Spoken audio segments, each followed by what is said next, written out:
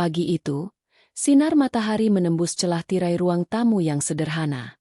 Bau sabun cuci piring bercampur aroma kopi hitam memenuhi udara, menandai kehidupan rumah kecil yang nyaris sempurna bagi Rena. Di sana, di dapur yang tak seberapa luas, ia menata piring dan gelas dengan hati-hati, seperti sedang menata kebahagiaan yang baru tumbuh. Hidupnya mungkin tidak mewah, tapi setiap inci ruang itu menyimpan rasa syukur. Teguh, suaminya, baru saja berangkat bekerja. Suara motornya menghilang di ujung jalan, meninggalkan sunyi yang hangat. Rena duduk sejenak di kursi kayu dekat jendela. Ia tersenyum, menatap foto pernikahan mereka yang tergantung di dinding foto yang selalu membuatnya ingat perjuangan mereka berdua melewati masa-masa sulit.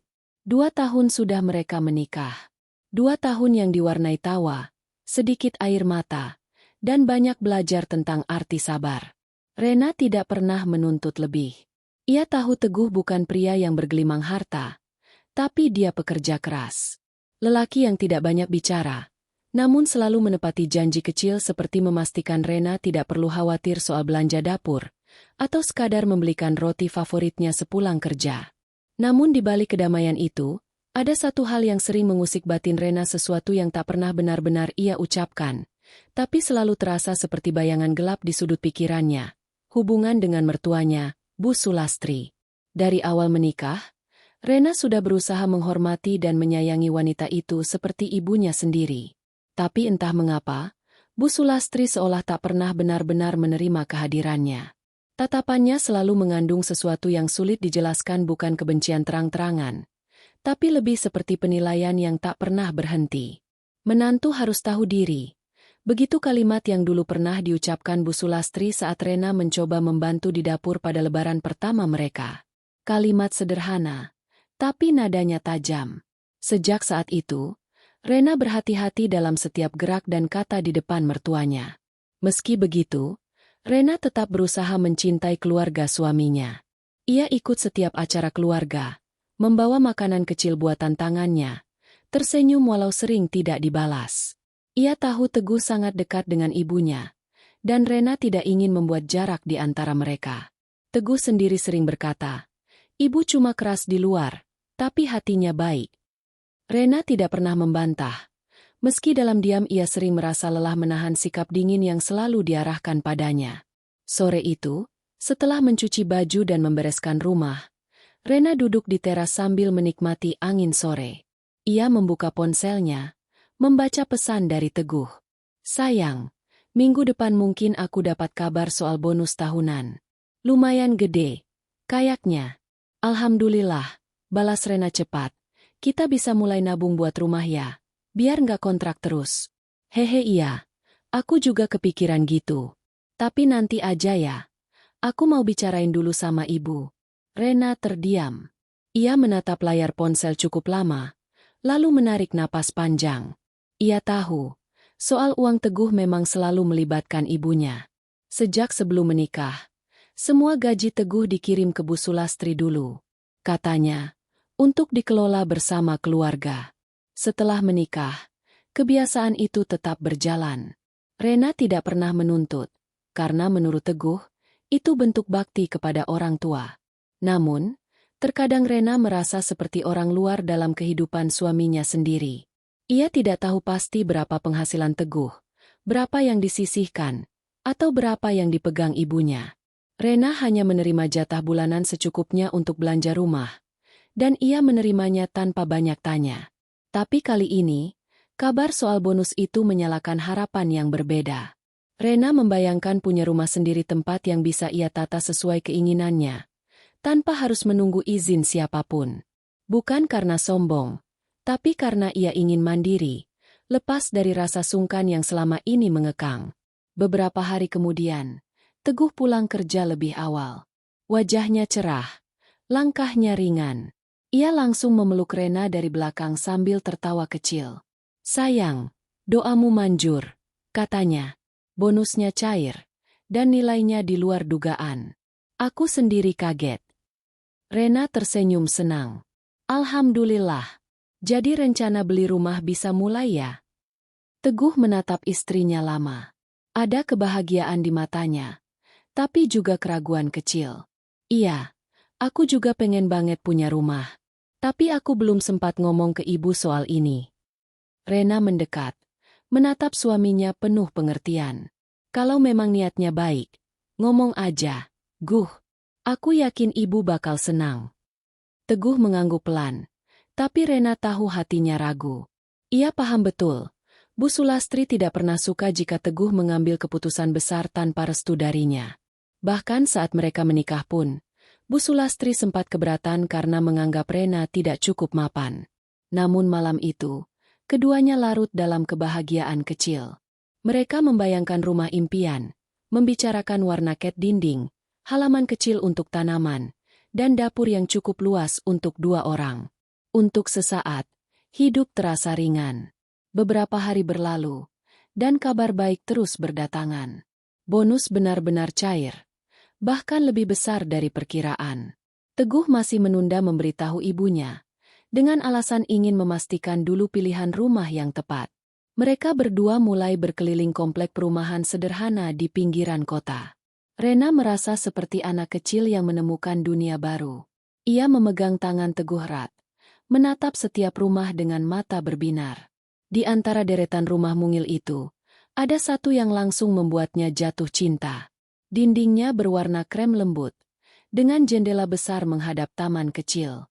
Tidak besar, tapi terasa hangat dan hidup. Yang ini, Guh, aku suka banget, katanya pelan. Teguh melihat sekeliling, mengangguk. Aku juga suka. Harganya masih masuk akal. Kalau kita pakai bonusku, sisanya bisa dicicil ringan. Hari itu, mereka memutuskan untuk membeli rumah itu. Tanpa ragu, Teguh menandatangani surat perjanjian dan melakukan pembayaran uang muka. Semua terasa cepat. Nyaris tak sempat dipikir panjang. Tapi di hati keduanya, ada perasaan lega luar biasa akhirnya. Mereka punya tempat sendiri. Malamnya, Rena berbaring di pangkuan Teguh. Ia menatap langit-langit kamar sambil tersenyum. Kamu sadar enggak, Guh? Hidup kita pelan-pelan berubah. Dulu cuma mimpi, sekarang jadi nyata. Teguh mengusap rambut istrinya. Semua karena kamu sabar. Aku pengen lihat kamu bahagia di rumah itu. Rena menutup mata, membiarkan perasaan hangat itu meresap. Ia tidak tahu bahwa kebahagiaan yang baru tumbuh itu sebentar lagi akan diuji. Beberapa hari kemudian, kabar pembelian rumah itu sampai ke telinga Bu Sulastri entah bagaimana. Tapi Rena menduga Mayalah yang membocorkannya. Adik iparnya itu memang sering datang berkunjung dan tampak terlalu ingin tahu setiap hal. Telepon dari Bu Sulastri datang malam itu. Teguh yang sedang menonton televisi langsung menegakkan badan saat melihat nama ibunya muncul di layar ponsel. Ibu, katanya sambil tersenyum kecil. Halo. Tapi dari nada suara di seberang, Rena langsung tahu ada sesuatu yang tidak beres. Kamu beli rumah? Suara Bu Sulastri terdengar datar, tapi tajam. Iya, Bu. Baru uang muka. Rencananya biar bisa lebih mandiri. Nggak ngontrak lagi. Mandiri? Maksudmu kamu nggak mau bantu keluarga lagi? Uang bonusmu seharusnya bisa buat kebutuhan kita semua, bukan cuma kamu sendiri. Teguh terdiam. Rena yang duduk di sampingnya ikut menunduk. Ia tak ingin terlibat, tapi setiap kata dari Bu Sulastri terasa menampar hatinya. Ibu bukan nggak senang, Guh. Tapi seharusnya hal begini dibicarakan dulu sama keluarga. Kamu itu anak sulung. Tanggung jawabmu bukan cuma buat istri. Teguh mencoba menjelaskan. Suaranya tenang tapi lemah. Aku tetap bantu ibu, Bu. Tapi ini cuma buat tempat tinggal. Rena juga capek kalau harus pindah kontrakan terus. Ah, alasan. Suara di ujung sana meninggi. Sejak kamu nikah, kamu berubah. Ibu tahu pasti. Itu semua karena menantumu. Rena menggigit bibir, menahan air mata. Ia tahu seharusnya tidak mendengarkan, tapi hatinya tak sekuat itu. Kata-kata Bu Sulastri seperti menembus dinding rumah, menampar harga dirinya sebagai istri. Telepon berakhir tanpa ucapan salam. Teguh hanya duduk diam, wajahnya muram. Maaf ya, sayang, katanya lirih. Ibu cuma kaget. Rena menggeleng pelan. Nggak apa-apa, aku ngerti. Tapi suaranya serak, dan matanya basah. Malam itu mereka makan malam dalam diam. Sendok dan garpu beradu tanpa suara, hanya meninggalkan jeda panjang yang dingin. Rena berusaha tersenyum, tapi di dalam hatinya, ia tahu kedamaian kecil itu mulai retak. Keesokan harinya, Rena berkunjung ke rumah mertua. Ia membawa kue kesukaan Bu Sulastri, berharap suasana bisa mencair. Tapi begitu tiba di sana, sambutan yang ia terima hanya sekadar senyum kaku. "Oh, Rena datang," kata Bu Sulastri datar. "Nggak sibuk beresin rumah barunya?" Nada itu terdengar seperti sindiran yang dibungkus sopan santun. Rena menunduk sopan. "Belum pindah, Bu. Masih nunggu catnya kering." Maya yang duduk di ruang tamu pura-pura tertawa kecil. "Cepat banget ya, Kak. Aku aja belum sempat tahu bentuk rumahnya." Rena tetap tersenyum. "Nanti kalau sudah rapi, aku ajak mampir." Bu Sulastri hanya menatap tanpa ekspresi, tapi Rena bisa melihat jelas kekecewaan di matanya. Ia merasa seolah kehadirannya di rumah itu menjadi beban, bukan tamu. Sore itu, saat Rena pamit pulang, Bu Sulastri hanya berkata pelan, "Hati-hati, Rena. Kadang rumah yang dibangun dari keputusan tergesa-gesa, fondasinya gampang retak." Rena menatapnya sejenak, menelan ucapan itu seperti pil pahit. Ia hanya bisa tersenyum kecil, lalu pamit tanpa berkata apa-apa lagi. Di perjalanan pulang, hujan turun deras. Di dalam mobil, Rena diam memandangi titik-titik air di kaca jendela. Kata-kata mertuanya terus terngiang di kepala, menciptakan perasaan aneh di dada campuran antara sedih, kecewa, dan ketakutan. Tapi di balik semua itu, ia tahu satu hal pasti, rumah itu bukan sekadar bangunan, melainkan simbol perjuangan mereka berdua. Dan apapun yang terjadi, Rena tidak akan membiarkan siapapun meruntuhkannya. Malam itu, di bawah gemericik hujan, Rena berdoa lama, agar rumah kecil mereka benar-benar menjadi rumah bukan medan perang antara kasih dan gengsi. Dan di sanalah, perlahan, kisah mereka mulai berubah. Hari berganti, dan hidup berjalan seperti biasa. Tapi di balik kesederhanaan rutinitas itu, ada semangat baru yang tumbuh di hati Rena dan Teguh. Rumah yang mereka beli beberapa minggu lalu kini sudah siap dihuni. Dindingnya yang semula kosong kini perlahan diisi warna, tirai baru, dan aroma cat yang masih segar. Rena bahkan menempelkan kalender kecil di ruang tamu, tanda bahwa ia ingin mencatat setiap momen baru di rumah itu. Teguh datang setiap sore dengan wajah letih namun bahagia. Ia bekerja lebih keras dari biasanya, seolah ingin membuktikan bahwa keputusan membeli rumah itu bukan kesalahan. Bonus besar yang ia terima telah menutup sebagian besar pembayaran, dan sisanya akan dicicil dengan gajinya sendiri. Di mata Rena, itu adalah bukti cinta yang nyata bukan lewat kata-kata, tapi lewat tindakan yang penuh tanggung jawab. Namun di balik senyum Teguh, ada sesuatu yang ia sembunyikan. Sejak percakapan dengan ibunya malam itu, hubungannya dengan Bu Sulastri tak lagi sama. Setiap kali menelpon, Bu Sulastri jarang bicara lama. Kadang hanya menanyakan kabar sekadarnya, lalu menyelipkan kalimat yang membuat Teguh terdiam. "Bonusmu sudah kamu habiskan semua? Atau masih ada sisanya buat keluarga?" Pertanyaan-pertanyaan kecil yang terdengar biasa, tapi terasa seperti beban di dada. Teguh mencintai ibunya, tapi untuk pertama kalinya dalam hidup, ia merasa seperti tidak cukup baik bagi keduanya ibu dan istri. Ia tahu Bu Sulastri kecewa karena tak lagi bisa mengatur penuh keuangannya, tapi di sisi lain, ia tidak ingin membuat Rena terus merasa tidak dianggap. Rena sendiri memilih untuk tidak ikut campur. Ia tahu suaminya sedang berada di antara dua sisi yang sama-sama penting. Ia hanya berusaha menunjukkan bahwa rumah ini layak diperjuangkan. Ia menata ruang tamu dengan cermat, memasang foto pernikahan mereka di dinding utama, dan menanam bunga di halaman kecil yang baru mereka gali bersama. Suatu sore, Rena memanggil Teguh ke halaman belakang. "Lihat deh, aku tanam melati."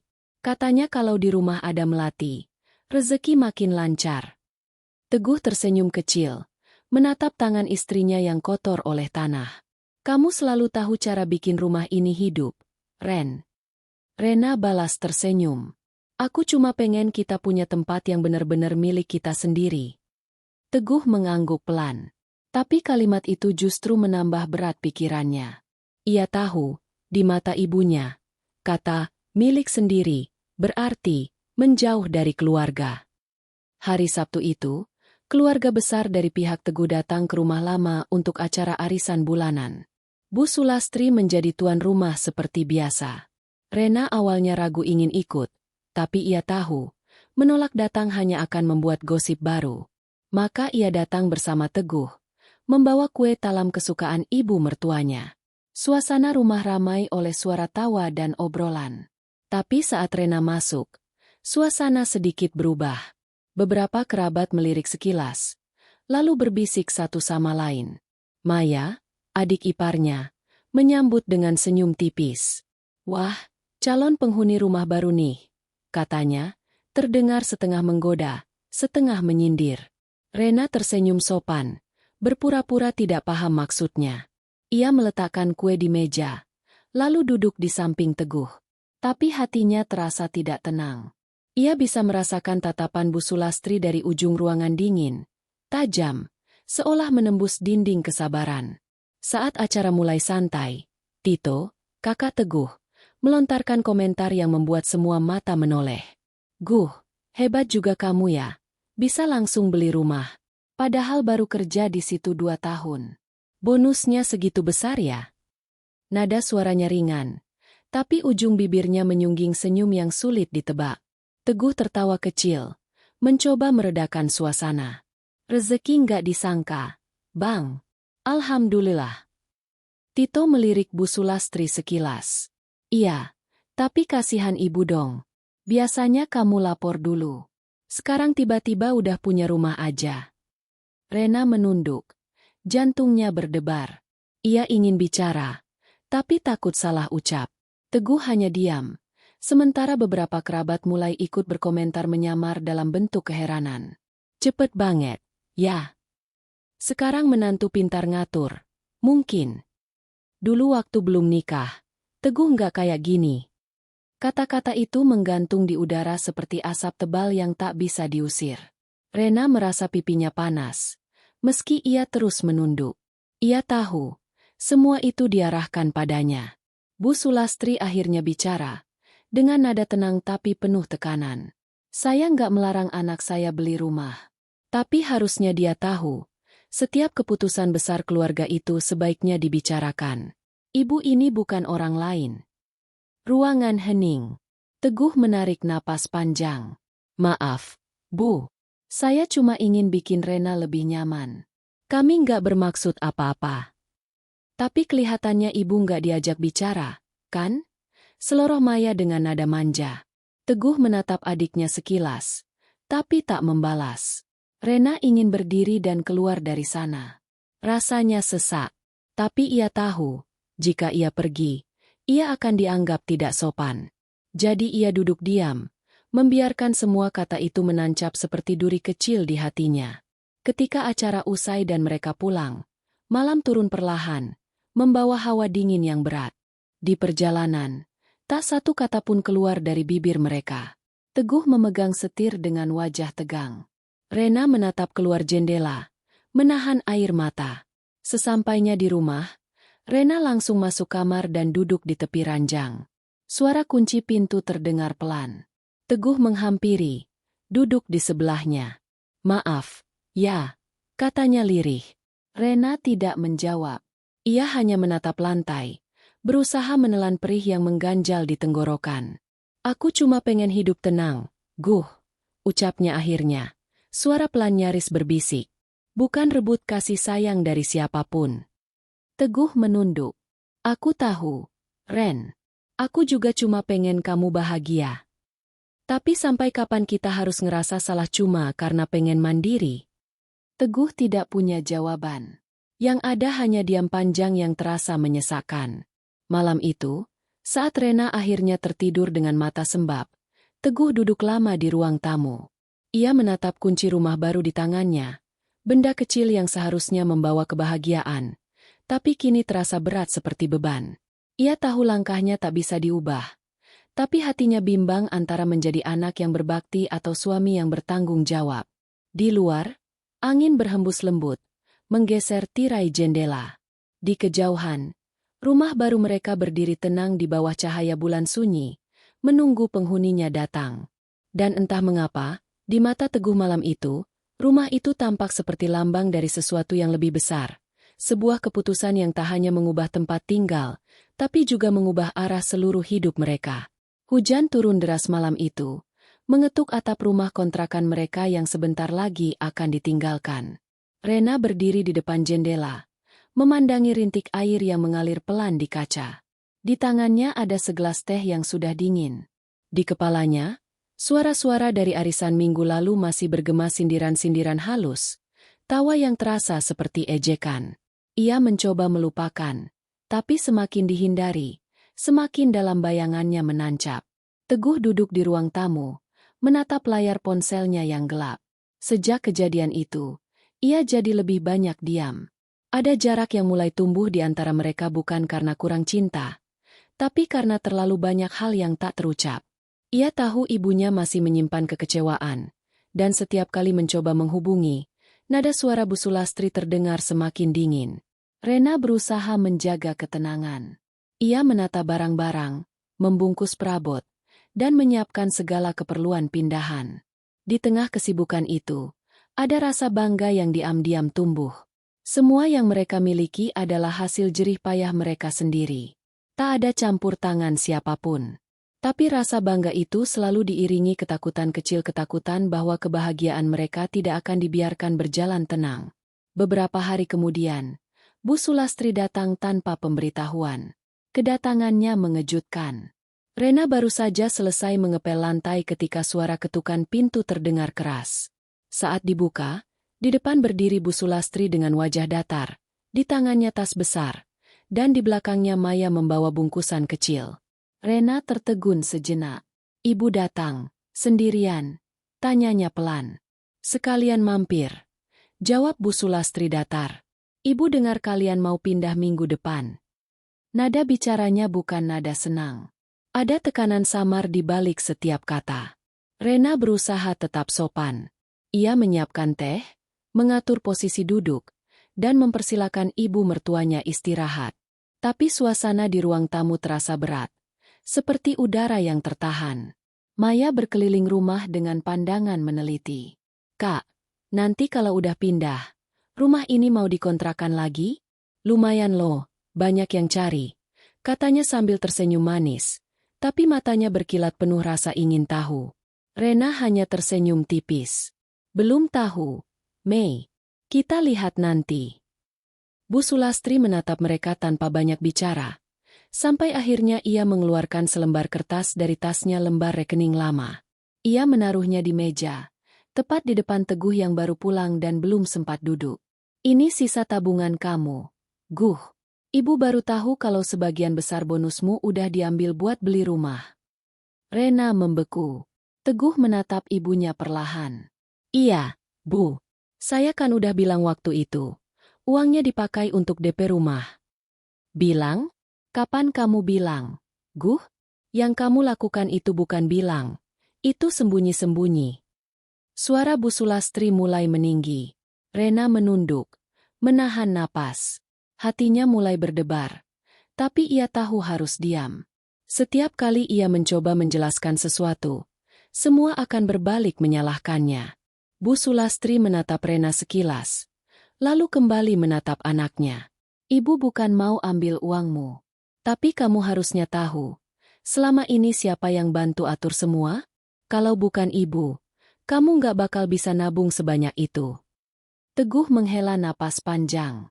Iya, Bu, saya tahu. Saya nggak lupa. Tapi saya juga punya tanggung jawab baru sekarang. Rumah itu buat masa depan saya dan Rena. Maya menyela dengan nada yang dibuat manis. Tapi, Kak, masa ya ibu nggak diajak bicara dulu? Kayak ibu nggak dianggap aja. Lagian, siapa tahu nanti rumahnya belum cocok. Kan sayang kalau terburu-buru. Rena menggigit bibirnya. Di dadanya, Amarah bercampur perih. Tapi ia tahu, tak ada gunanya membalas. Semua sudah diputuskan, dan tak ada kata yang bisa membuat Bu Sulastri senang malam itu. Pertemuan itu berakhir tanpa pelukan, tanpa senyum. Hanya dingin dan keheningan yang menggantung di antara mereka. Setelah pintu tertutup, Teguh duduk terdiam lama, sementara Rena membereskan cangkir teh yang sudah dingin di meja. Ia tahu, percakapan itu akan menjadi awal dari jarak yang lebih jauh. Keesokan harinya, kabar soal rumah itu sudah menyebar ke telinga keluarga besar. Entah dari mana asalnya, tapi hampir semua orang tahu bahwa Teguh membeli rumah tanpa meminta izin ibunya. Berita itu menyebar seperti api di musim kering, dibumbui oleh versi-versi yang berbeda. Ada yang bilang Rena yang mendorong Teguh supaya lepas dari ibunya. Ada pula yang mengatakan bahwa Rena sengaja memutus hubungan keluarga demi menguasai uang suaminya. Rena mendengar semua itu dari seorang teman yang juga masih kerabat jauh. Awalnya ia hanya diam, tapi lama-lama, rasa sakit itu sulit ditahan. Ia merasa seperti jadi tokoh jahat dalam cerita yang bukan miliknya. Padahal semua yang ia lakukan hanyalah mendukung suaminya memiliki kehidupan yang lebih baik.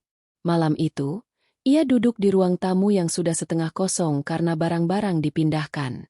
Kotak kardus menumpuk di sudut, menyisakan bayangan samar di bawah lampu redup.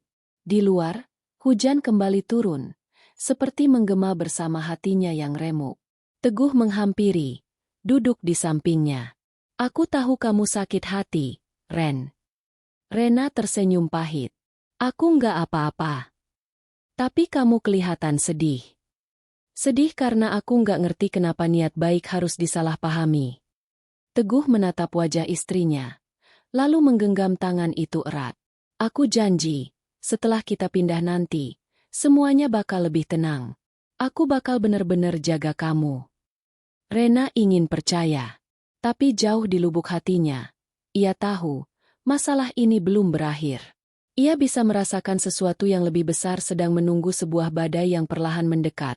Diam-diam, tapi pasti.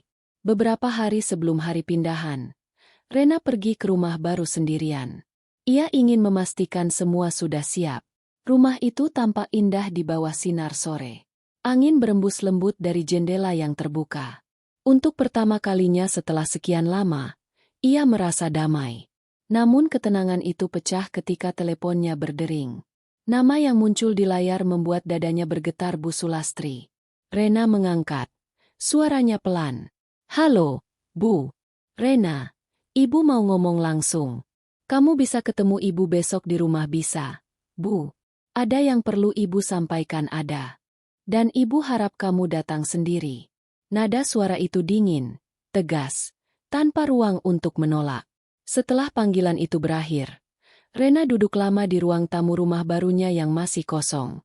Ia menatap dinding krem yang baru dicat. Tapi warna itu kini terasa pudar. Ada firasat buruk yang tak bisa ia jelaskan. Ia tahu, rahasia pembelian rumah itu sudah terbongkar sepenuhnya. Tapi ia tak tahu, rahasia apa lagi yang akan menunggu untuk menghancurkan ketenangan kecil yang baru mereka bangun. Malam itu, ketika Teguh pulang, Rena tidak langsung bercerita.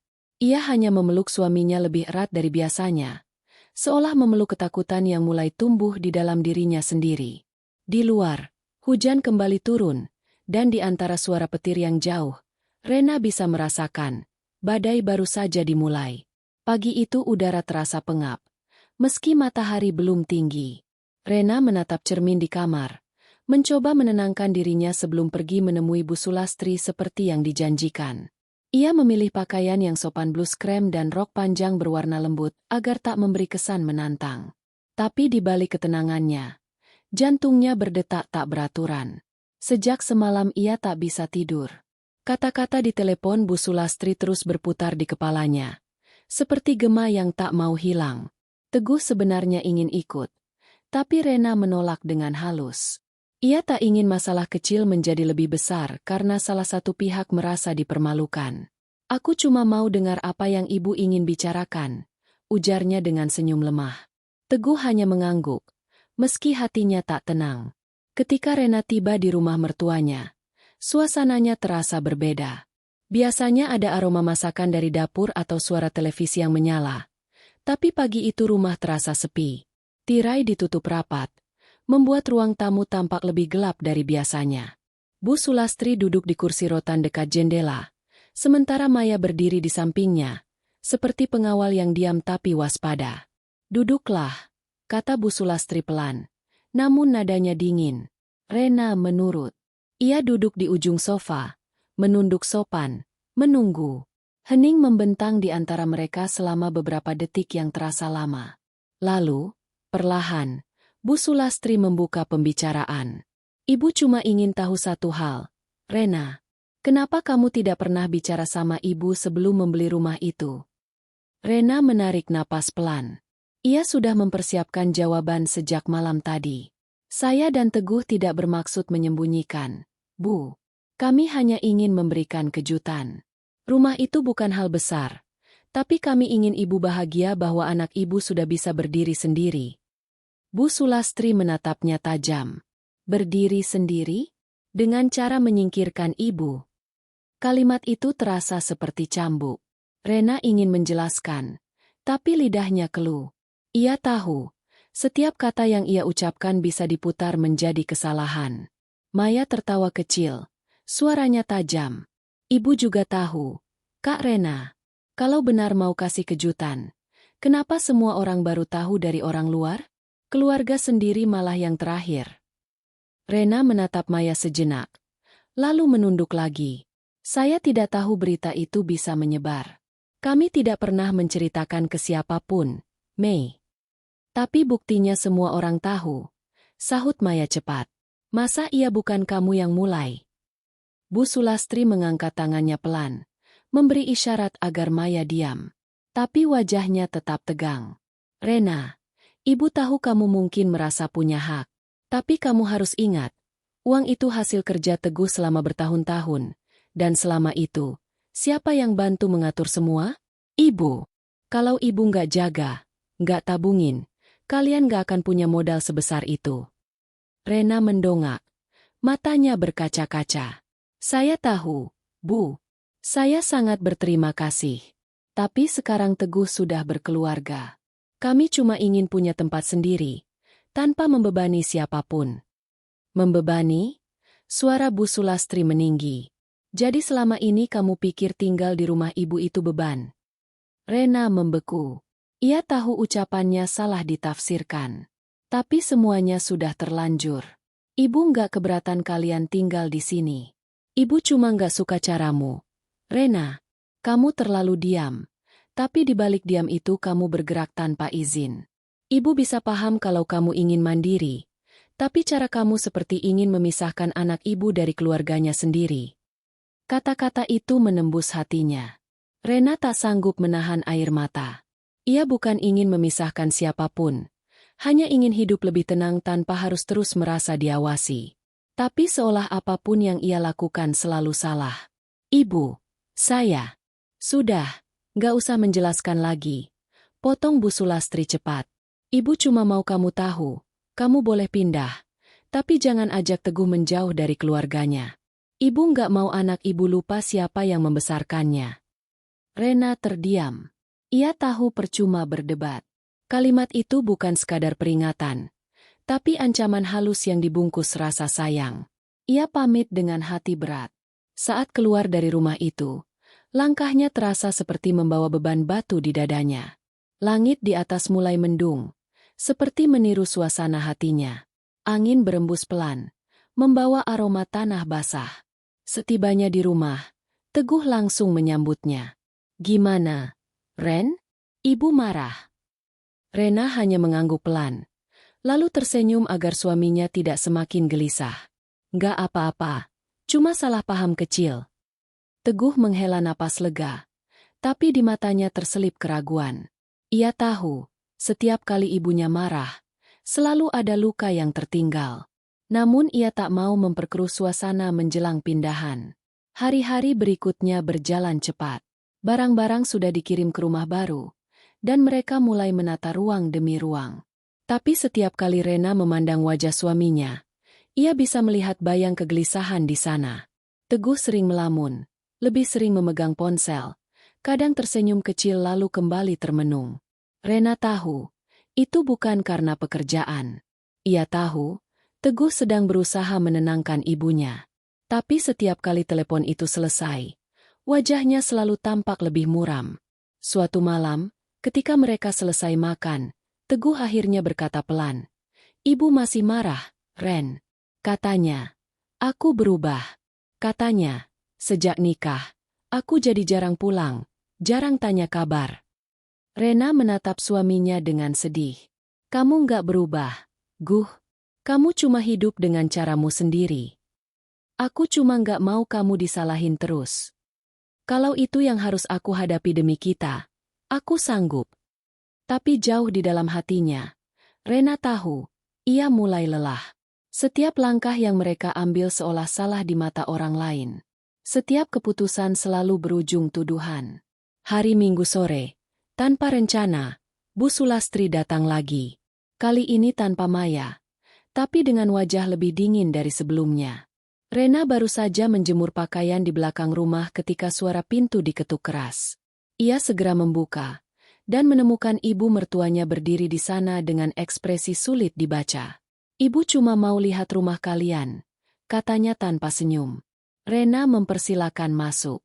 Tapi begitu Bu Sulastri melangkah ke dalam, pandangannya berkeliling dengan tatapan menilai. "Lumayan," katanya datar. "Cuma agak kecil ya. Kalau ada anak nanti, pasti sempit." Rena hanya tersenyum, berusaha menahan diri. Ia tahu komentar itu bukan sekadar pendapat, tapi bentuk sindiran. Namanya juga awal, Bu. Pelan-pelan nanti bisa direnovasi. Bu Sulastri mengangguk, lalu menatap ke arah dapur. Dapurnya juga sederhana banget. "Kamu masak di sini tiap hari?" Rena hanya menjawab dengan anggukan kecil. Dalam hati, ia mulai merasa sesak. Rumah yang tadinya terasa hangat kini terasa seperti ruang sempit tanpa udara. Setelah beberapa menit, Teguh pulang. Ia sempat terkejut melihat ibunya di sana, tapi berusaha ramah. "Ibu datang? Kenapa nggak kabarin dulu?" "Biar spontan," jawab Bu Sulastri datar. Percakapan di antara mereka berlangsung kaku. Sampai akhirnya, tanpa diduga, Bu Sulastri berkata, "Ibu cuma minta satu hal, Guh. Jangan pernah lupa, keluarga bukan cuma istrimu. Kalau kamu terus begini, kamu bakal kehilangan semuanya." Kata-kata itu menggantung di udara. Teguh menatap ibunya lama, lalu menjawab pelan, "Aku nggak pernah lupa, Bu.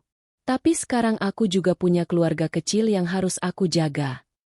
Bu Sulastri berdiri. "Semoga kamu sadar sebelum terlambat." Ketika pintu tertutup di belakangnya, rumah itu terasa lebih dingin dari sebelumnya. Rena menatap suaminya, tapi tak berkata apa-apa. Mereka hanya saling berpandangan lama, dua hati yang sama-sama lelah, tapi terperangkap di antara cinta dan tuntutan yang tak pernah selesai. Malam itu, Rena menangis diam-diam di bawah selimut.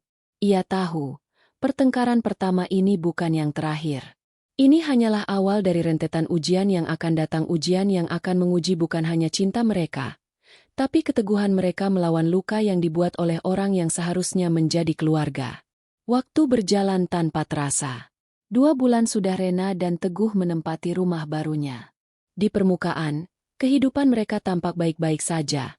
Pagi yang diisi aroma kopi dan tawa kecil, malam yang diakhiri dengan percakapan lembut sebelum tidur. Tapi di balik semua itu, ada sesuatu yang perlahan memudar, sebuah jarak halus yang tidak terlihat tapi terasa. Teguh kini lebih sering sibuk. Setelah kejadian terakhir dengan ibunya, ia menjadi lebih berhati-hati, seolah berusaha menyeimbangkan dua dunia yang tak pernah benar-benar akur, istrinya dan ibunya. Ia sering pulang larut, kadang karena lembur, kadang karena mampir ke rumah Bu Sulastri hanya untuk memastikan ibunya tak merasa diabaikan. Rena tidak pernah melarang, meski setiap kali Teguh pamit, hatinya terasa disayat. Ia tahu suaminya hanya ingin menjaga kedamaian, tapi yang ia rasakan justru sebaliknya, ketenangan rumah mereka mulai retak. Hari-hari Rena kini lebih banyak dihabiskan sendiri. Ia merapikan rumah, menata taman kecil di belakang, dan sesekali membuat kue untuk menenangkan pikiran. Namun setiap kali ia duduk di ruang tamu, pandangannya selalu jatuh pada satu bingkai foto di atas lemari. Foto pernikahan mereka, di mana Bu Sulastri masih tersenyum hangat di belakang mereka. Senyum itu kini terasa seperti kenangan dari seseorang yang sudah berbeda. Suatu sore, saat Rena sedang menyapu halaman, Maya datang tanpa pemberitahuan. Ia turun dari mobil kecilnya dengan langkah percaya diri, mengenakan pakaian rapi dan senyum yang tampak dibuat-buat. "Kak Rena, lagi sibuk?" tanyanya sambil melangkah masuk. "Sedikit." "Ada apa, Mei?" "Nggak apa-apa, cuma mau mampir. Sekalian lihat-lihat rumah." Rena mempersilakan dengan sopan. Di dalam, Maya duduk di sofa sambil memainkan ponselnya. "Ibu lagi nggak enak badan, Kak," katanya tiba-tiba. Katanya kepikiran terus sama Kak Teguh. Katanya sekarang Kak Teguh jarang datang. "Aku disuruh nyampein. Ibu ngerasa kamu yang ngatur-ngatur." Rena menahan napas. Ia sudah menduga kalimat itu akan keluar cepat atau lambat. "Maya, aku nggak pernah melarang Teguh ke rumah ibu. Dia bebas kapan saja." "Ya, aku tahu. Tapi ibu kan orang tua, Kak. Kadang cuma pengin diperhatiin. Sekarang malah dengar kabar dari orang lain." Maya berhenti sejenak, lalu menatap Rena dengan senyum miring. "Ibu cuma bilang, kalau nanti ada apa-apa, jangan salahin beliau." Kata-kata itu terdengar seperti peringatan, tapi disampaikan dengan nada manis yang membuat Rena semakin tidak nyaman. Ia tahu, Maya datang bukan sekadar berkunjung, tapi untuk memastikan sesuatu bahwa Rena merasa bersalah. Setelah Maya pergi, rumah terasa hampa. Rena berjalan pelan menuju dapur, menatap gelas teh yang baru diminum setengah oleh tamunya. Di permukaannya masih tersisa bayangan langit senja yang mulai gelap. Ia duduk lama di sana, membiarkan pikirannya mengembara. Malamnya, ketika Teguh pulang, wajahnya tampak lelah. Ia mencium kening Rena dan langsung duduk di kursi ruang makan. "Kamu ketemu Maya, ya?" Rena menoleh pelan. "Iya, dia datang sore tadi." Teguh menatap meja, tidak berani menatap istrinya. "Ibu sakit katanya." Katanya begitu. Tapi Maya juga bilang hal lain. Teguh mengangkat kepala. "Hal lain?" "Katanya ibu merasa aku yang menjauhkan kamu dari keluarga." Keheningan panjang menyelimuti ruangan itu. Hanya suara jam dinding yang terdengar, berdetak lambat seperti menegur mereka berdua. Teguh menghela napas berat. "Ren, aku nggak tahu harus gimana. Aku cuma pengin semuanya baik-baik aja." "Aku juga, Guh. Tapi kalau kamu terus di tengah begini, sampai kapan kita kuat?" Teguh terdiam. Kata-kata itu menamparnya lebih keras dari marah apapun.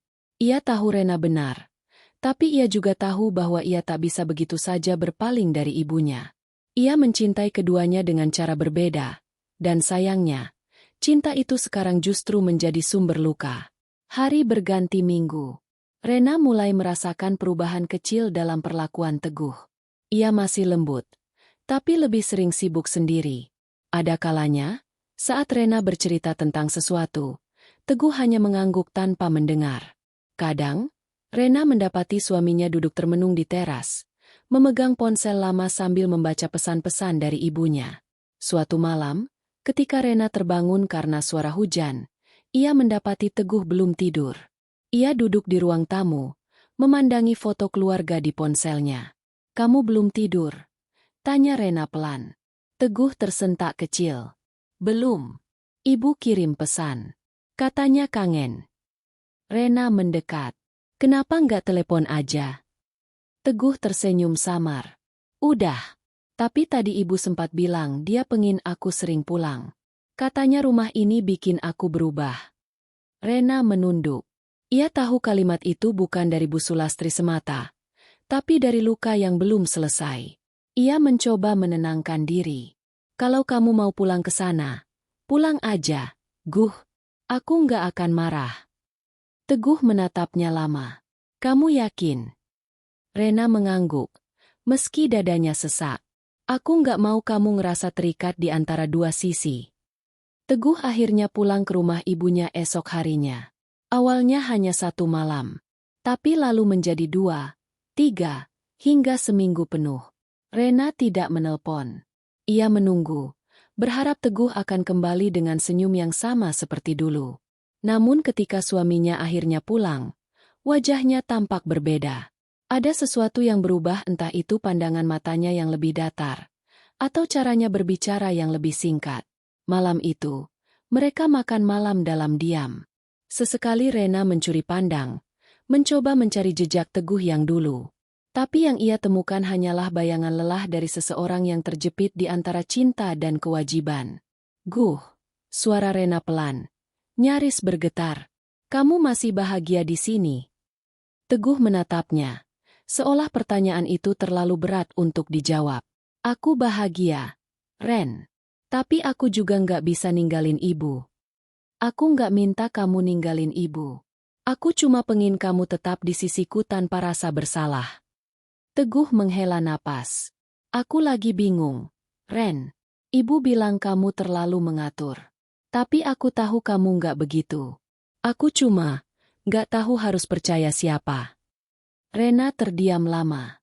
Kalimat itu menoreh luka yang lebih dalam dari tuduhan manapun. Ia bangkit, membereskan piring tanpa menatap suaminya. Dalam hatinya, sesuatu mulai retak bukan karena marah, tapi karena lelah menahan semua yang tidak pernah ia mulai. Malam itu hujan kembali turun. Rena duduk di ruang tamu, menatap jendela yang basah. Rumah yang dulu terasa hangat kini seperti kosong. Suara air di luar seolah menjadi musik pengantar bagi pikirannya yang berputar-putar. Ia bertanya pada dirinya sendiri, apakah semua perjuangan ini layak jika akhirnya hanya membuatnya kehilangan rasa damai? Ketika Teguh datang dan duduk di sampingnya, Rena tidak menoleh. Ia tahu suaminya menyesal, tapi penyesalan tanpa tindakan hanyalah gema tanpa arti. "Ren," suara Teguh serak, "aku nggak mau kita kayak gini terus." Rena menatapnya perlahan. "Kalau kamu nggak mau, hentikan. Jangan biarkan orang lain menulis cerita tentang rumah tangga kita." Teguh menunduk, tak sanggup menatap mata istrinya yang basah. Ia tahu, cinta mereka belum hilang. Tapi cinta saja tak cukup jika kepercayaan mulai goyah. Malam itu, mereka duduk berdampingan tanpa bicara.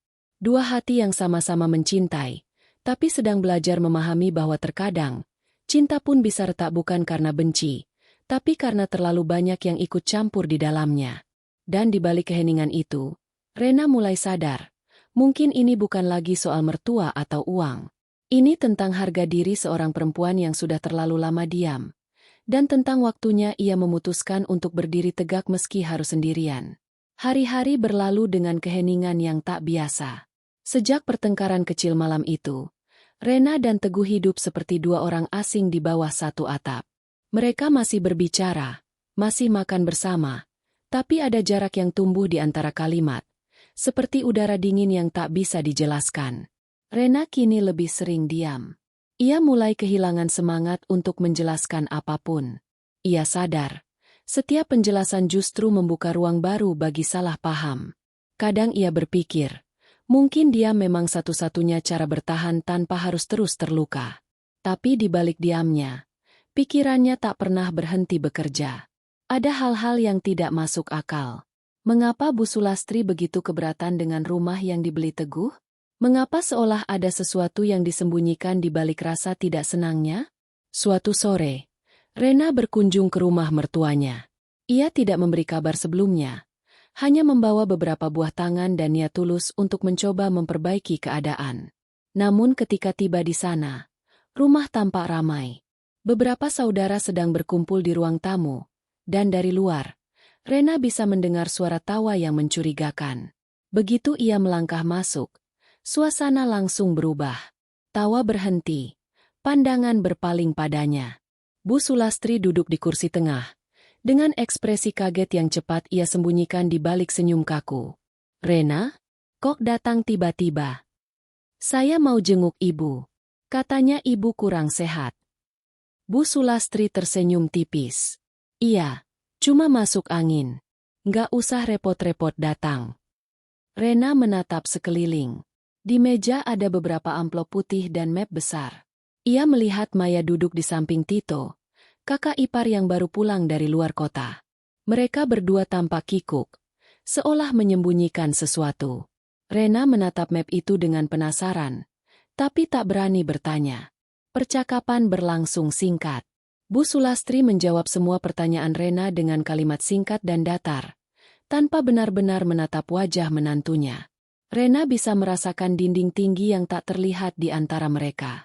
Akhirnya ia pamit lebih cepat, dengan perasaan yang lebih berat dari saat datang. Namun sebelum benar-benar keluar dari rumah itu, sesuatu menarik perhatiannya. Di atas meja samping, setengah tersembunyi di bawah koran, ada fotokopi dokumen bank tertulis nama Teguh Sulastri di atasnya. Rena tak sempat membaca lebih lanjut, tapi cukup untuk membuat jantungnya berdegup kencang. Ia tahu, sesuatu sedang disembunyikan darinya. Malam itu, Rena duduk di kamarnya lama sekali. Angin berhembus dari jendela yang sedikit terbuka, membawa aroma hujan dari luar. Ia menatap suaminya yang sedang sibuk memeriksa laptop di meja kerja. Ada banyak hal yang ingin ia tanyakan, tapi lidahnya keluh. Hingga akhirnya, dengan suara pelan, ia bertanya, "Guh, kamu pernah bantu ibu soal keuangan, nggak?" Teguh menatap Rena, tampak terkejut. "Maksudmu?" "Aku tadi lihat ada dokumen atas nama kamu dan ibu.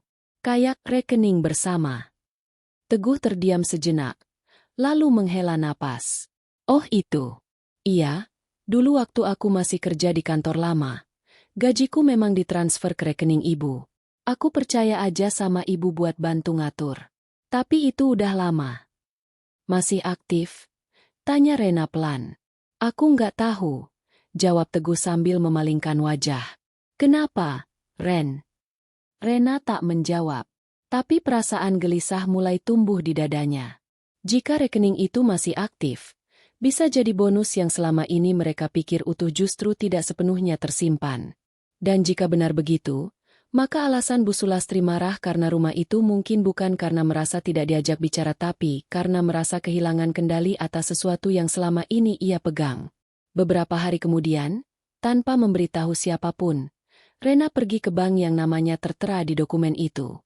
Ia tak bermaksud mencampuri urusan suaminya, tapi ada dorongan kuat dalam dirinya untuk tahu kebenaran. Setelah menjelaskan situasi kepada petugas, ia mendapat konfirmasi, rekening itu masih aktif.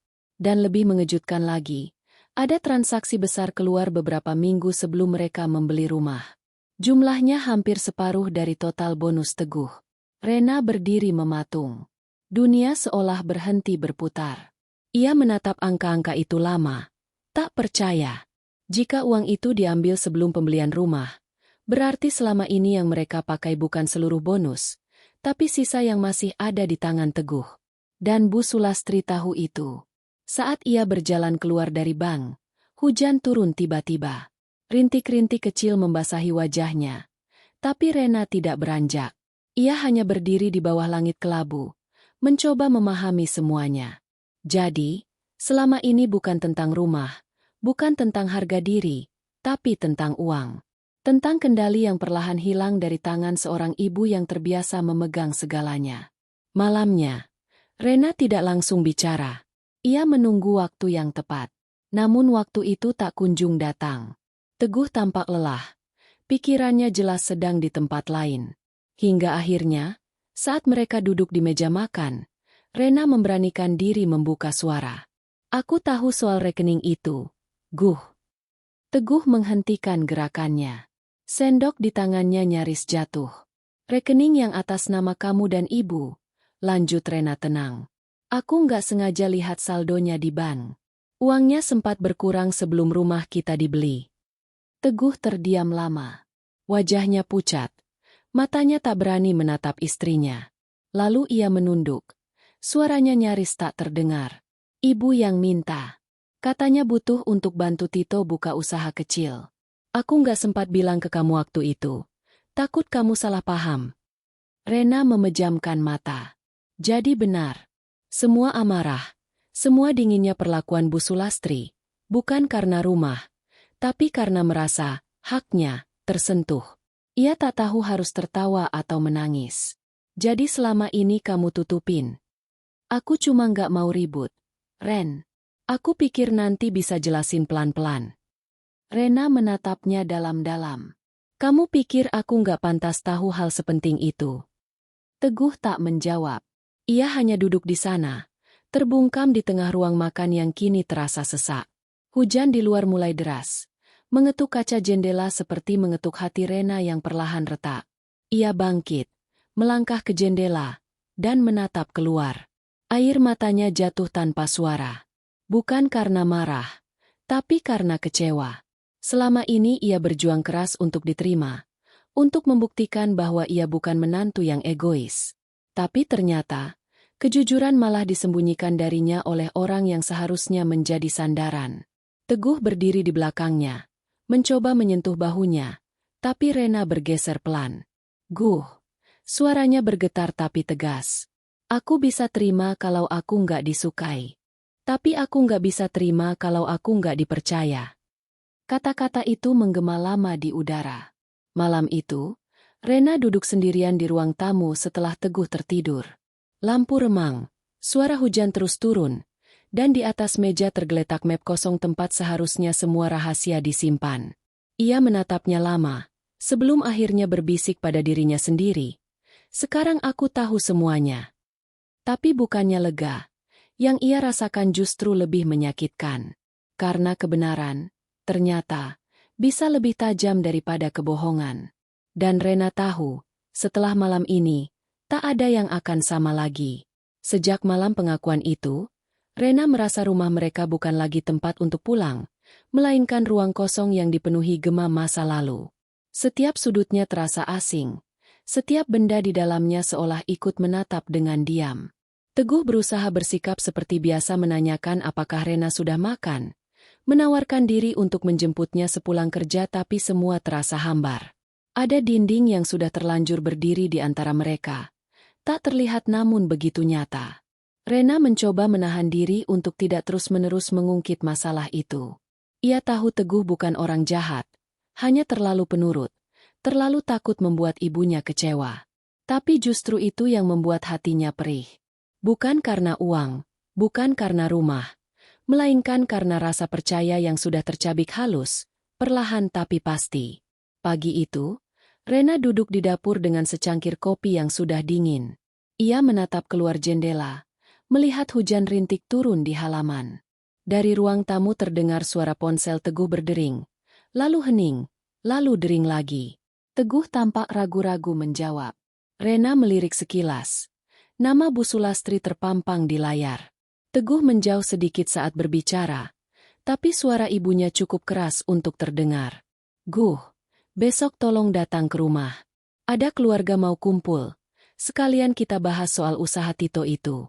Ibumu nggak mau kamu diam saja. Iya, Bu. Tapi saya harus. Jangan pakai alasan. Bawa Rena sekalian. Sekalian kita bicarakan semuanya.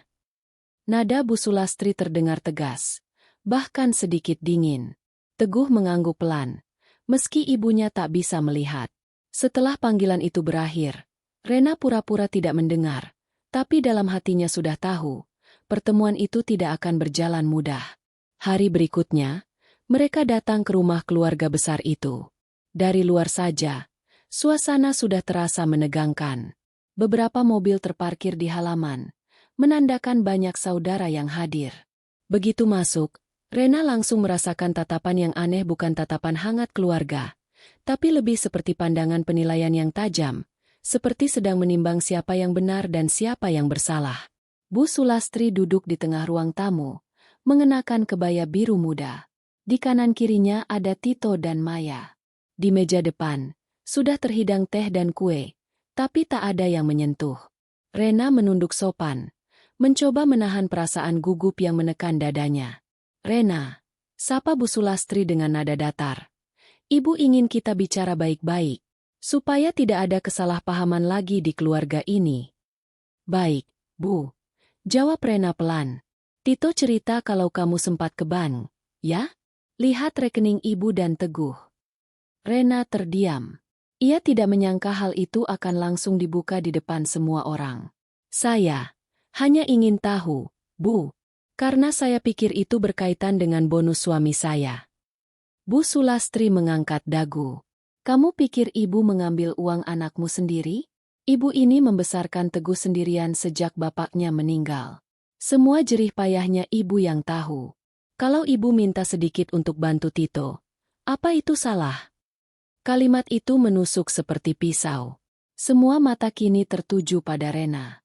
Maya menatapnya dengan pandangan sinis. Sementara Tito berdeham seolah membenarkan ucapan ibunya. Rena menunduk.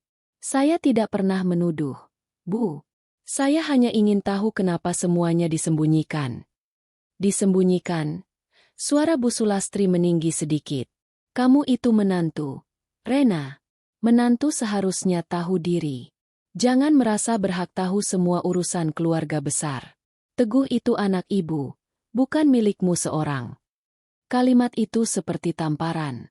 Ruangan menjadi sunyi. Teguh menatap ibunya dengan wajah panik. Bu, jangan begini, dong. Kita bisa bicarakan baik-baik tanpa marah. Tapi Bu Sulastri tak berhenti. Ibu cuma mau kamu sadar. Teguh, dulu, waktu kamu belum nikah, semua berjalan lancar. Gaji, tabungan, semua aman.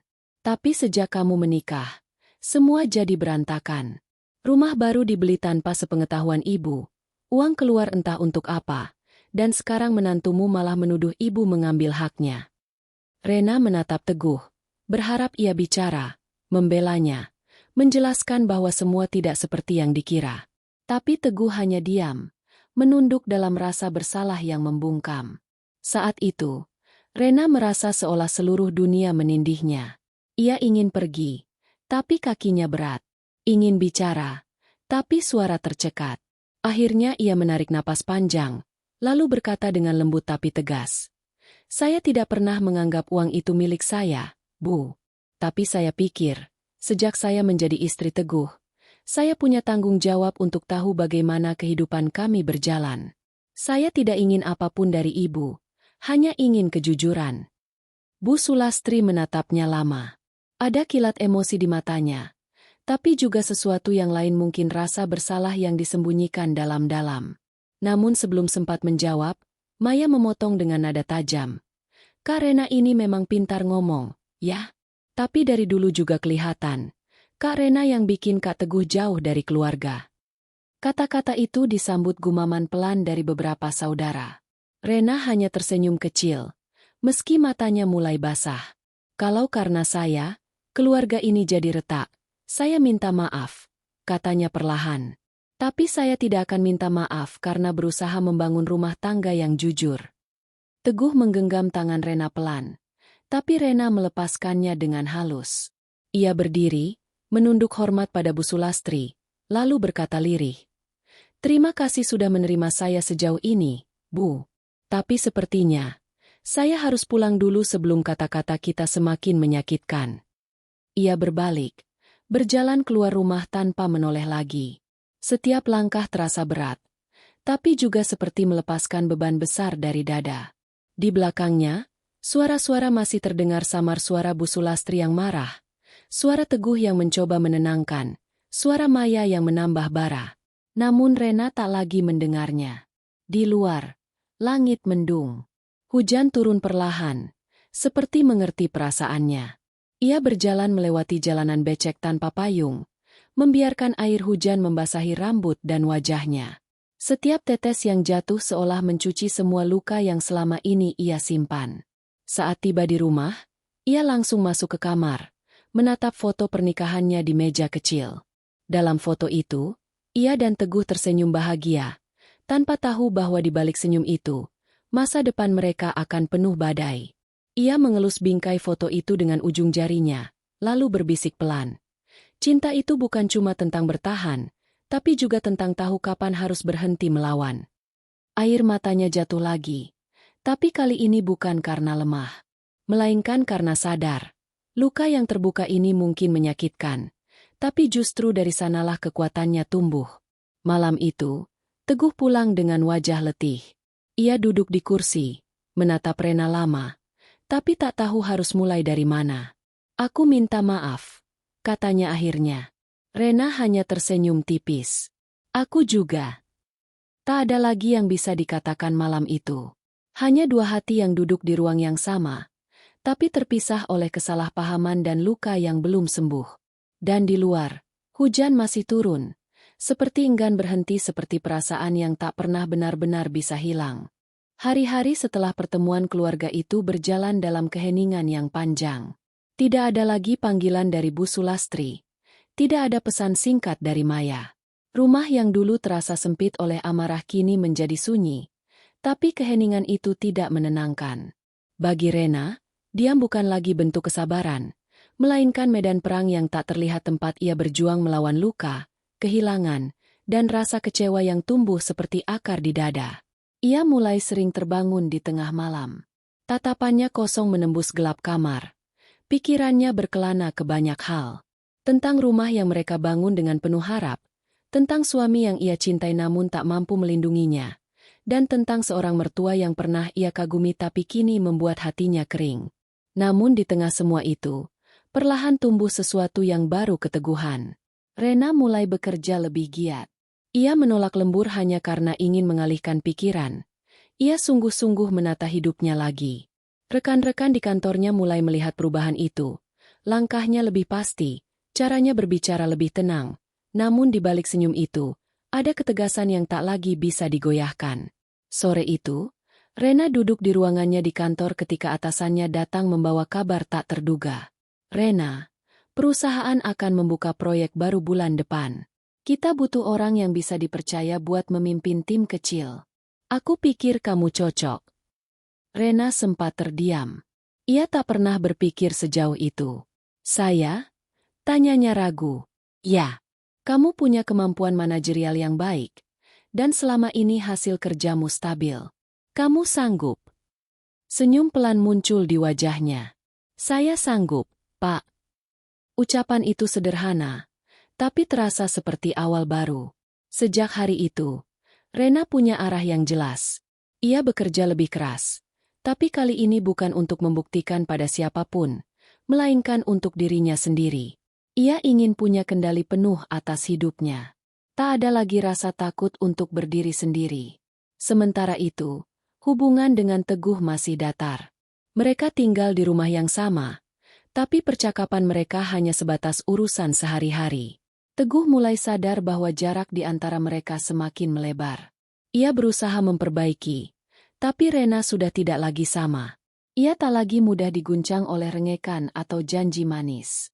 Suatu malam, ketika Rena sedang menata berkas kerja di ruang tamu, Teguh duduk di seberang, menatapnya lama. Kamu sibuk sekali sekarang, ucapnya pelan. Rena menoleh sebentar. Ya, ada proyek baru. Aku ditunjuk jadi kepala tim. Wah, hebat dong, katanya, mencoba tersenyum. Tapi ada nada canggung di suaranya. Kamu nggak capek? Capek, jawab Rena tenang. Tapi rasanya lebih ringan daripada pura-pura baik-baik saja. Kalimat itu menggantung di udara, dingin dan nyata. Teguh terdiam. Ia tahu Rena sedang bicara tentang lebih dari sekadar pekerjaan. Beberapa minggu kemudian, kabar tentang pencapaian Rena mulai terdengar di lingkungan keluarga besar. Tanpa Rena sadari, berita itu sampai juga ke telinga Bu Sulastri. Ia mendengar dari tetangga bahwa Rena kini jadi salah satu karyawan paling dipercaya di kantornya. Bahkan disebut-sebut akan mendapat bonus besar dari proyek yang sedang berjalan. Awalnya Bu Sulastri tidak percaya. Ia menganggap Rena hanya ingin pamer, seperti yang dikatakan Maya padanya. Tapi rasa penasaran itu pelan-pelan berubah menjadi cemburu yang tak ia pahami. Suatu sore, tanpa memberi kabar, Bu Sulastri datang ke rumah Rena. Ketika pintu dibuka, Rena sempat terkejut. Sudah berbulan-bulan mereka tak saling bertatap muka. Assalamualaikum. Suara Bu Sulastri terdengar pelan. Waalaikumsalam. Silakan masuk, Bu. Ada jeda canggung di antara mereka. Rena menyiapkan teh hangat di meja, sementara Bu Sulastri menatap sekeliling rumah dengan pandangan yang sulit ditebak. Rumah itu tampak rapi, nyaman, dengan sentuhan feminin yang lembut di setiap sudutnya. Rumahmu makin bagus, ucap Bu Sulastri akhirnya. Alhamdulillah, Bu. Saya cuma berusaha merawat apa yang ada. Ada keheningan panjang.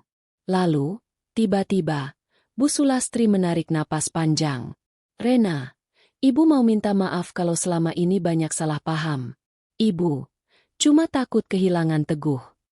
Kata-kata itu keluar dengan suara bergetar.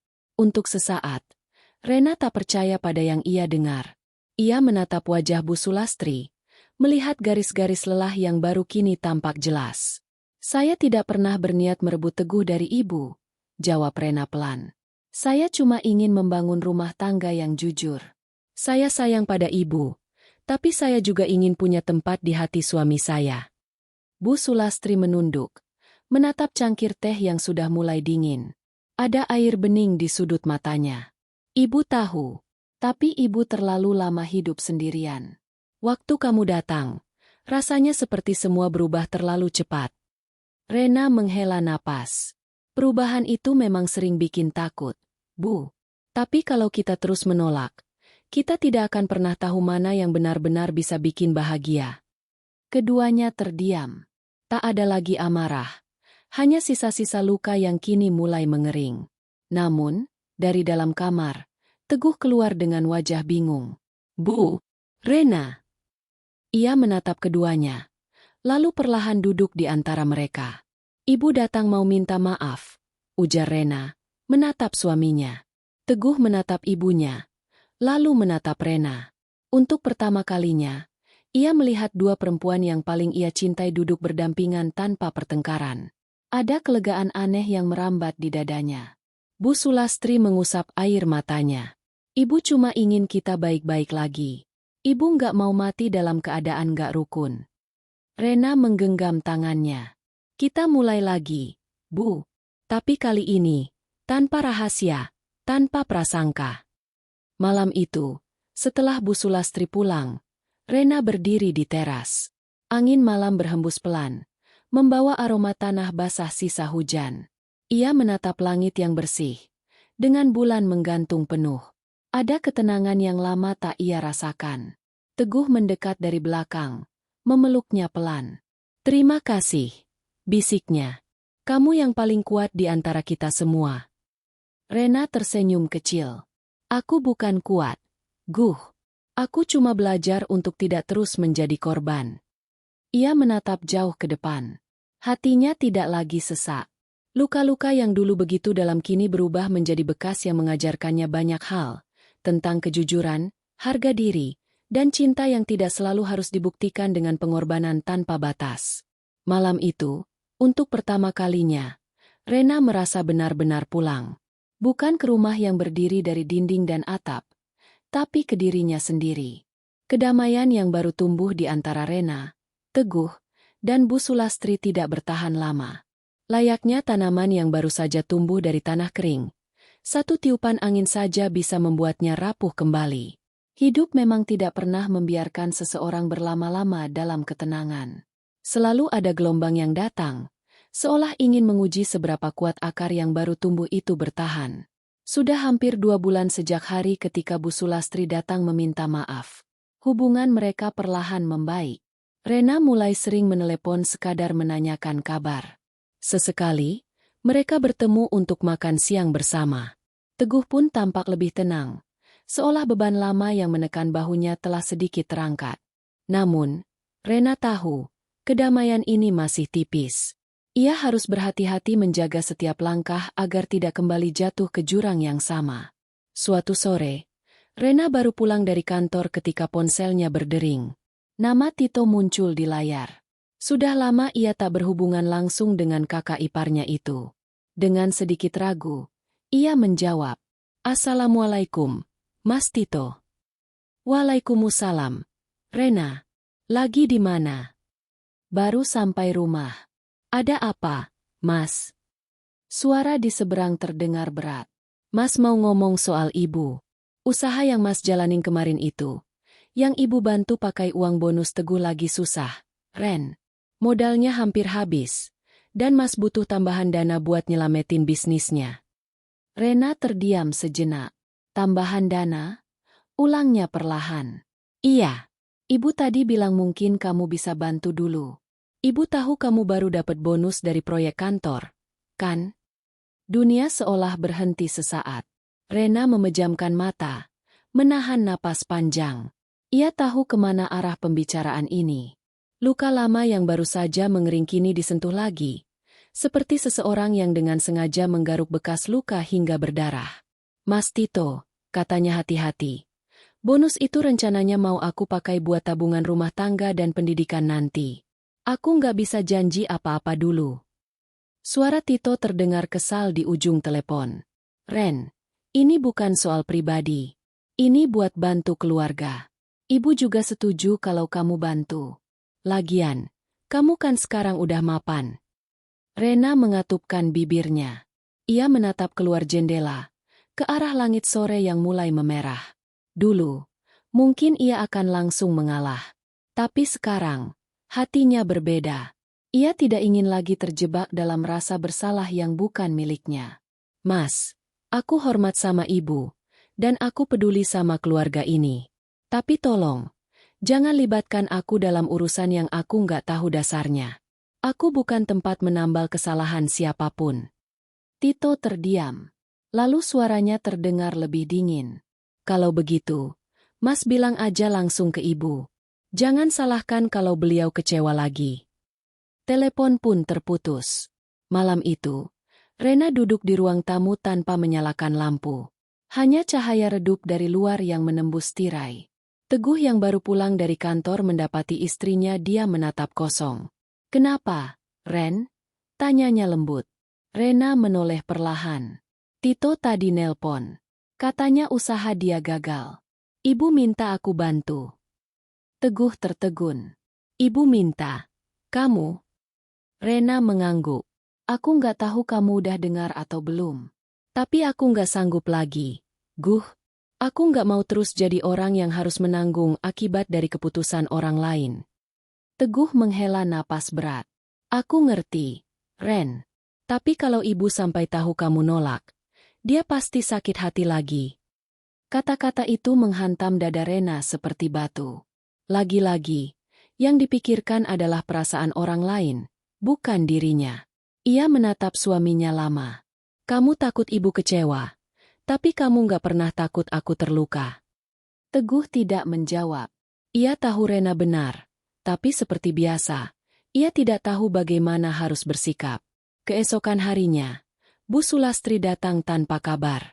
Wajahnya tampak murung, tapi tatapannya tetap tajam. Rena menyambut dengan sopan, menyiapkan minuman, lalu duduk di hadapannya. Ibu dengar kamu nolak bantu Tito, kata Bu Sulastri tanpa basa-basi. Saya tidak menolak, Bu. Saya hanya belum bisa. Jawab Rena tenang. Dulu waktu ibu bantu kalian beli rumah, ibu nggak mikir dua kali. Sekarang, giliran kamu punya lebih. Kenapa perhitungan? Rena terdiam. Ia tahu kata-kata itu dimaksudkan untuk menyudutkannya. Tapi ia juga tahu, jika kali ini ia diam, semuanya akan terulang. Ia menatap Bu Sulastri dengan lembut namun tegas. Bu, dulu ibu bantu kami dengan tulus, dan kami sangat berterima kasih. Tapi kalau bantuan itu sekarang dijadikan beban untuk menuntut sesuatu yang lain, rasanya bukan lagi pertolongan, tapi hutang yang gak pernah lunas. Bu Sulastri terperanjat. Kata-kata Rena seperti tamparan halus, namun bermakna dalam. Untuk pertama kalinya, perempuan itu tak bisa langsung membalas.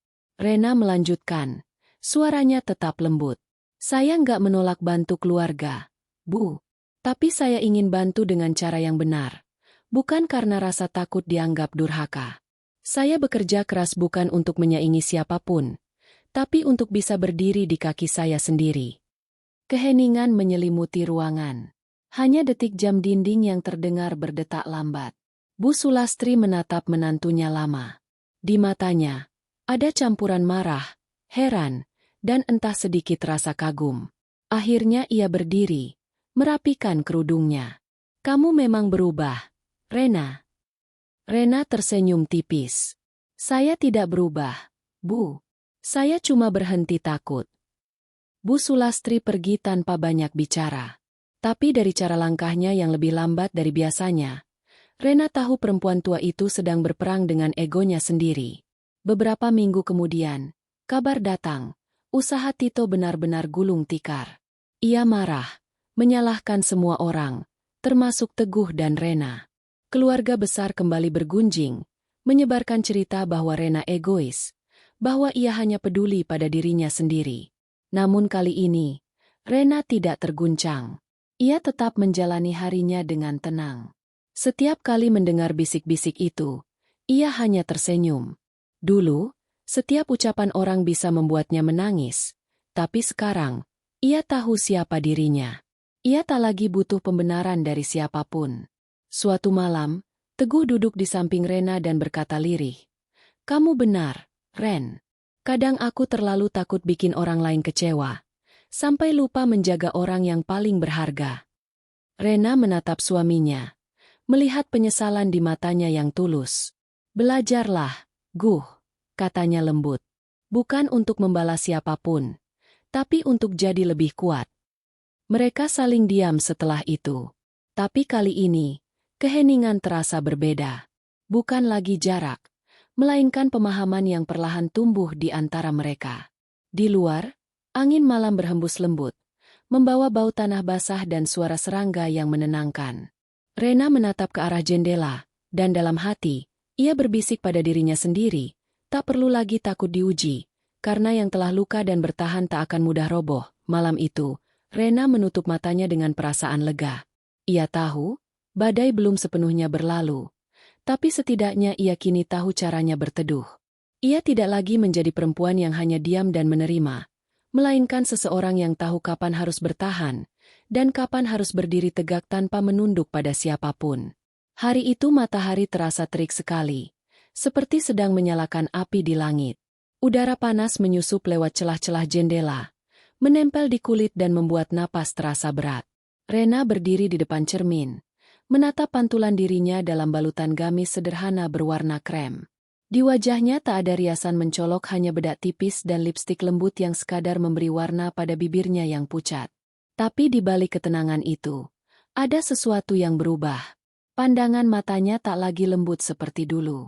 Ada ketegasan di sana, seperti seseorang yang akhirnya mengerti arah hidupnya. Pagi itu, Teguh berangkat lebih awal. Ia harus menghadiri rapat besar yang akan menentukan arah karirnya ke depan. Namun sebelum pergi, ia sempat memegang tangan istrinya erat. "Doakan aku, ya." Rena hanya mengangguk sambil tersenyum. Tapi dalam hatinya, ada banyak hal yang belum ia katakan. Beberapa hari sebelumnya, ia mendapat tawaran besar dari kantor promosi jabatan dan kesempatan pindah keluar kota untuk memimpin proyek baru. Gajinya akan berlipat, dan hidup mereka bisa jauh lebih stabil. Tapi di sisi lain, itu berarti ia harus meninggalkan rumah ini, meninggalkan segala yang sudah ia perjuangkan di antara dinginnya hubungan dengan keluarga suaminya. Ia belum membicarakan hal itu dengan Teguh. Ia tahu waktunya belum tepat.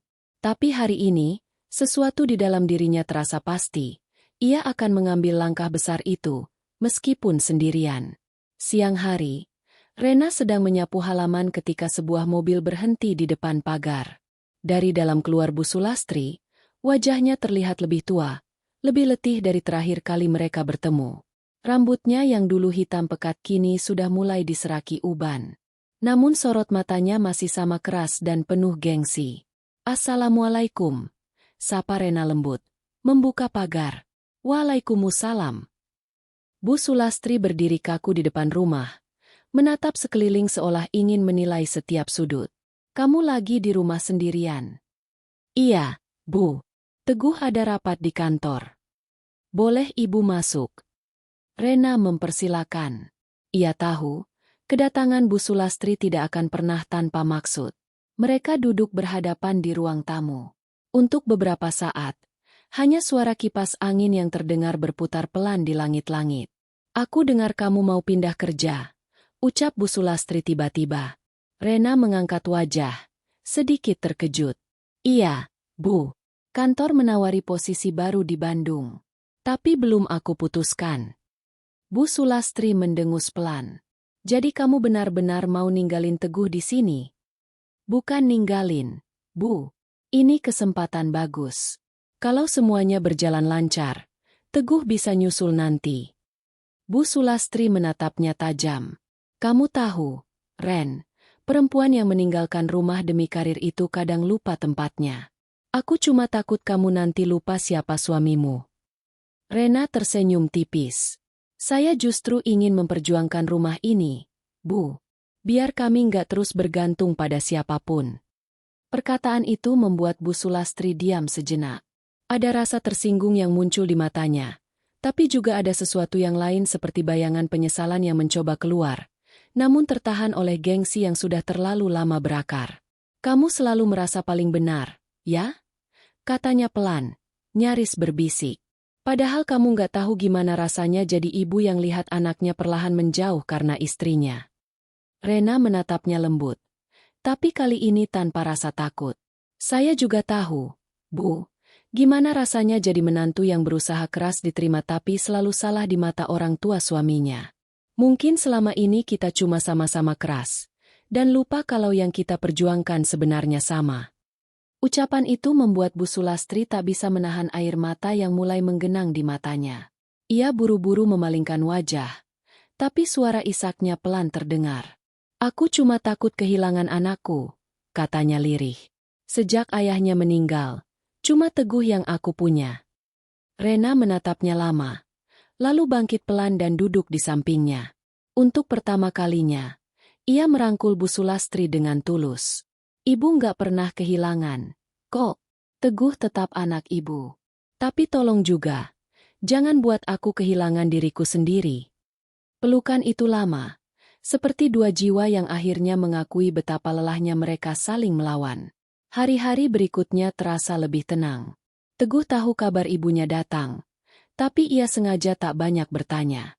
Ia tahu, Rena kini cukup kuat untuk menghadapi semuanya sendiri. Namun kedamaian itu hanya berlangsung sebentar. Sampai kabar buruk datang. Sore itu, ponsel Teguh berdering saat mereka sedang makan malam.